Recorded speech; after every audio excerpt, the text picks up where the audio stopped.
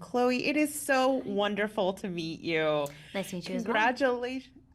Congratulations on Nimona, which is such an Thank you. incredibly beautiful and fun and moving film. Yes. I love Nimona so much. She is impish. She has a huge heart. Yeah. She is not afraid to embrace her anger, and she's misunderstood. Yeah. She's complicated.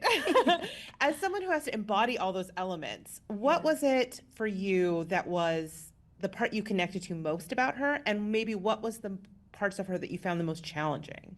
I definitely think that, growing up, I think I probably would hide a lot of emotions with, fronting other feelings and pretending that you're Mm, not feeling the, effect of situations that you were going through.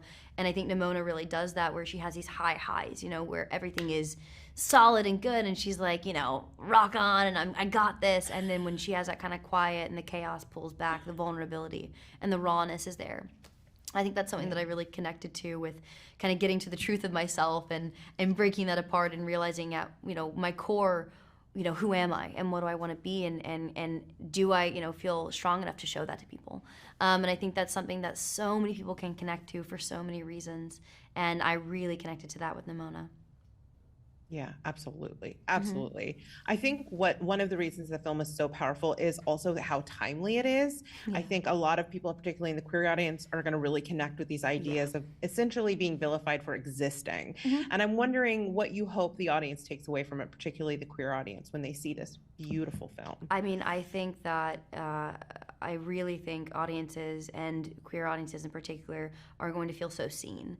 I mean, I know that when I watched it, I was blown away. I mean, I've been a part of this project for 2.5 years, and it was still something that when I watched it, I was like, man, me and a couple of my best friends, we were like, if we had this movie when we were kids, this would have answered so many questions and just helped us feel so seen.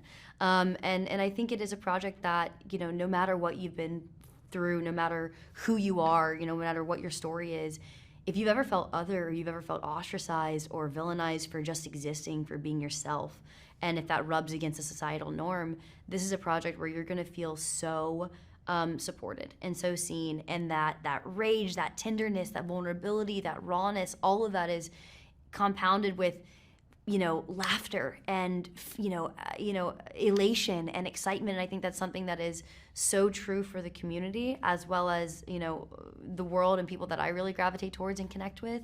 And I hope that people kind of feel that in this movie.